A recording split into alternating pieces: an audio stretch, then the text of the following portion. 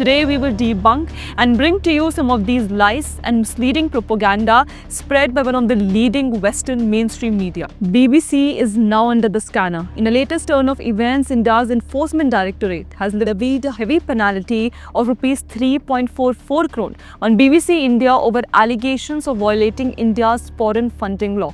Actually, what happened was that BBC India was not reducing its foreign funding despite a cap of 26% on digital media organizations. Well, BBC is not only an alleged financial fraudster now, it is the master of propagating lies and fake news against India, who also does not leave an opportunity to sympathize with terrorists. Let's start with the latest one. So, BBC in its latest documentary about children living in Gaza actually used a Hamas official's relative as a narrator, after which they faced a heavy backlash and thereafter they had to put up an apology and also pull down their documentary.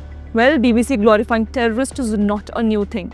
In the past as well, BBC tried to paint a terrorist, Ehlam Tamimi, as a victim who was involved in the 2001 bombing attack at Jerusalem. Next, you see how BBC did propaganda over Indian Air Force airstrike as a response to Pulwama terror attack in 2019. So BBC broadcasted interviews of some selective nationals who promoted anti-India and anti-Modi narrative. Force has responded, but there have been no casualties. Now, both governments are said to be holding separate emergency meetings.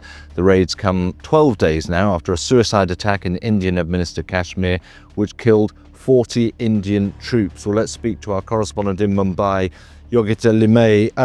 Yogita, well, let me tell you that this is the same BBC who made a controversial documentary on Narendra Modi, insinuating that he, as the head of the Gujarat state, instigated 2002 Gujarat riots, which led to Muslim mob burning down a train, killing 59 pilgrims returning from Ayodhya. And of course, we all know how this documentary was further propagated by anti-nationalist elements in India to paint Modi-led central government in a bad light. Well, moving on, BBC has actually been busy conducting certain interviews lately where it is openly peddling blatant agenda against India. For instance, in its latest interview with former Chief Justice of India, D.Y. Chandrachud, BBC's interviewer Stephen Sacker was deliberately seen attacking D.Y. Chandrachud over his decision to abrogate Article 370, which gave special status to Jammu and Kashmir, to which Chandrachud politely replied that he as a judge must refrain from defending or critiquing his own decisions, and also that Article 370 was meant to eventually fade away and merge with the rest of the constitution.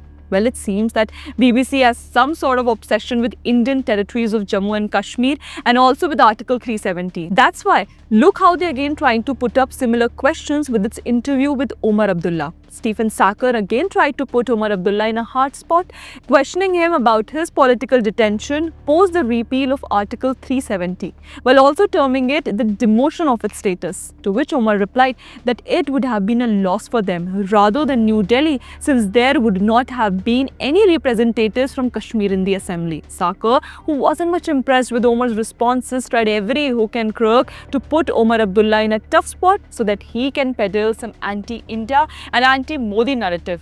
Do you believe there is any possibility of Jammu and Kashmir getting its special autonomous status restored as long as Mr. Modi is Prime Minister of India? No.